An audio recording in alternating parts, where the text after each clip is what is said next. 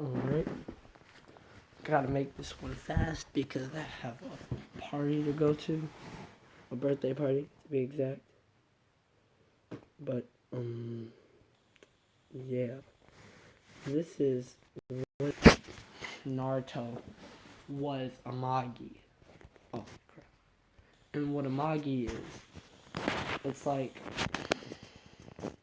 if you've watched the series Magi, it's these beings that are loved by Rook, which are pretty much like souls of dead people, if I'm not mistaken. And like they can like call on these souls to like help them with magic and stuff. So here, it'll be pretty much the same concept, but more like focused on jutsu instead of magic. But other than that, yeah. So, this is when Minato was getting ready to seal the Nine-Tailed Fox into Naruto and himself. And the Nine-Tailed Fox would then get his arm loose of the chain and begin swinging towards Naruto. And Minato and Kushina would jump in the way, but as soon as Minato thought he was going to get impaled, nothing happened. He just felt a sharp pain in his back. He looked down and to see that he wasn't being pierced. And he looked like behind him to see that the claw had just barely penetrated his back. And this was for the reason that the Rook around Naruto would go to protect Minato, as that was his father, and they would make a shield around him, as how they do in Magi, like how they do making shields around Aladdin in Magi. And the shield was strong enough to hold back the attack, well, take most of the attack force, but it wasn't completely able to stop it, as Naruto, being a baby, isn't strong enough to call on many Rook. But since Kurama wasn't really using his full strength, because he didn't think he would have to, to kill a couple of humans with one of his swipes, so he didn't. So this is how Minato and Kushina end up surviving, and Minato seals half the Nine Tails in himself and half the Nine Tails into freaking Naruto. And miraculously, he doesn't die, due to the reason this time he uses a different seal. A sealing technique, which is just as effective as the Reaper Depth Seal. No, we instantly do a time skip to when Naruto is 12, and he could be seen training with Minato, as it would be sparring. Naruto would dash towards Minato and throw a punch at his face. Minato would dodge to the right before jumping over him and doing a 180 in the air before facing the back of Naruto and kicking him. Naruto would be kicked as he would roll into a counterattack. For when he turned around in the crouched position, he launched himself forward, kneeing Minato in the stomach. From here, Minato would grab Naruto's knee and launch him into the air, before throwing a kunai up into the air and appearing right where he had the kunai. Sorry, my nose is stuffy. Before then elbowing Naruto into the back and then throwing the kunai back down, teleporting to it again. Well, not teleporting, but like using the flying Raijin once more. And he would catch Naruto. Then he would throw him. And Naruto would land on his feet as he would then start rushing full speed at Minato, throwing a flurry of punches and kicks that were either blocked or dodged by Minato.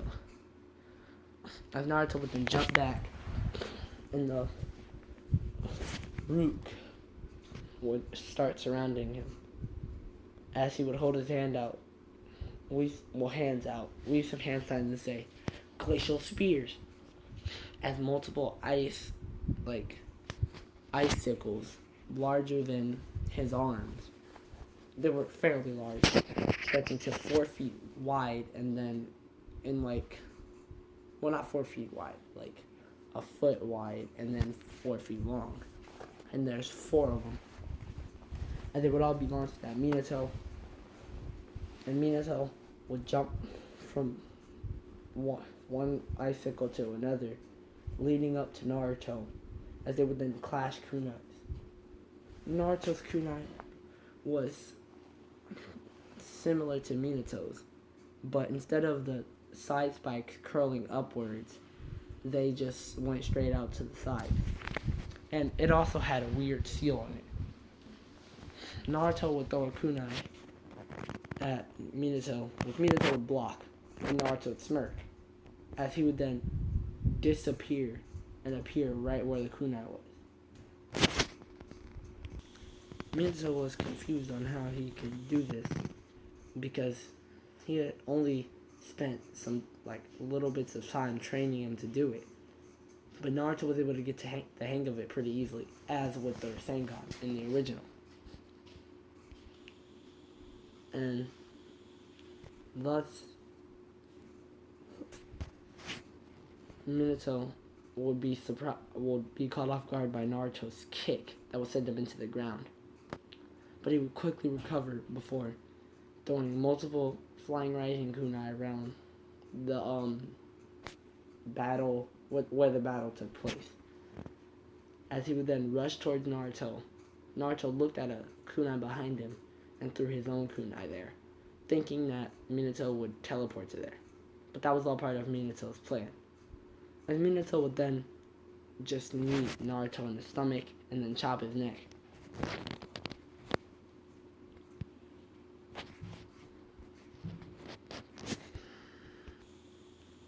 After Naruto woke up, he would then head off to school, as he was running very late. And when he got there, he had made it just in time for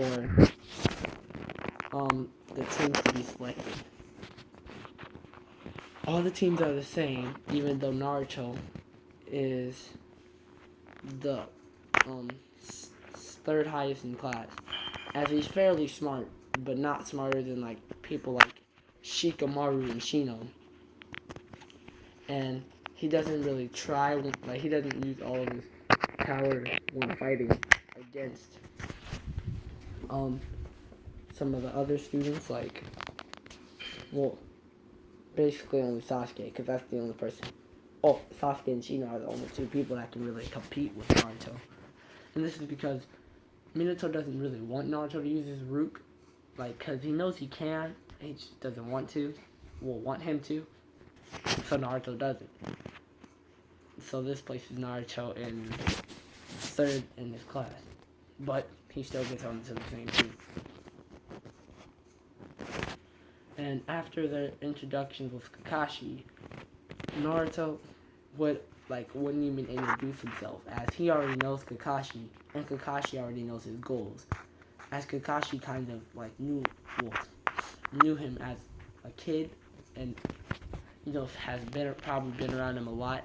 I would think, because Minato is his sensei, this is Minato's son, and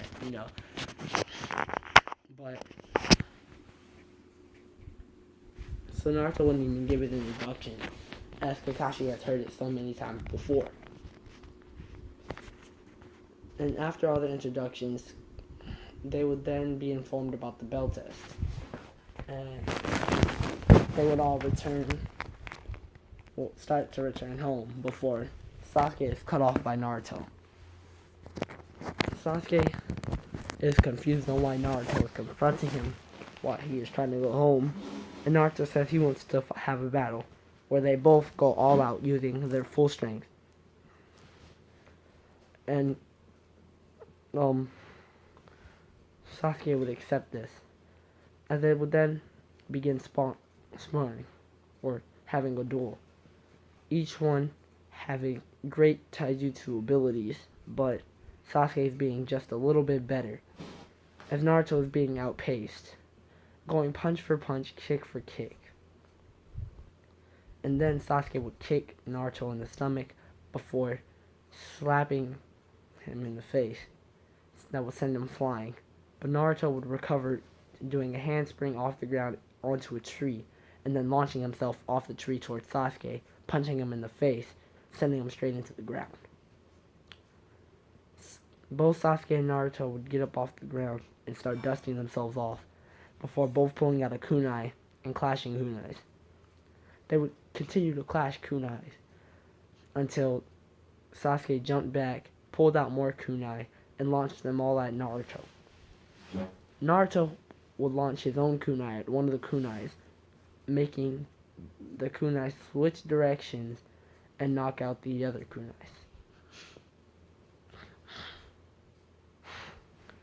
And then they began to stare at each other, as Naruto would pull out his special kunai.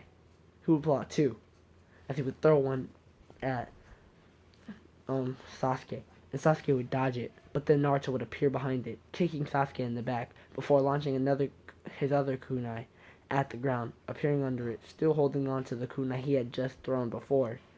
He would punch Sasuke in the face before spinning back around, grabbing the kunai that was stuck into the ground, and launching both of them up in the air behind his back, appearing above him again, and kicking down into Sasuke's back, beating him. So while Minato uses the flying Raijin to escape attacks and then to appear behind them again, Naruto uses it in his combos, as he has seen it more effective and makes it harder for the opponents to read his movement.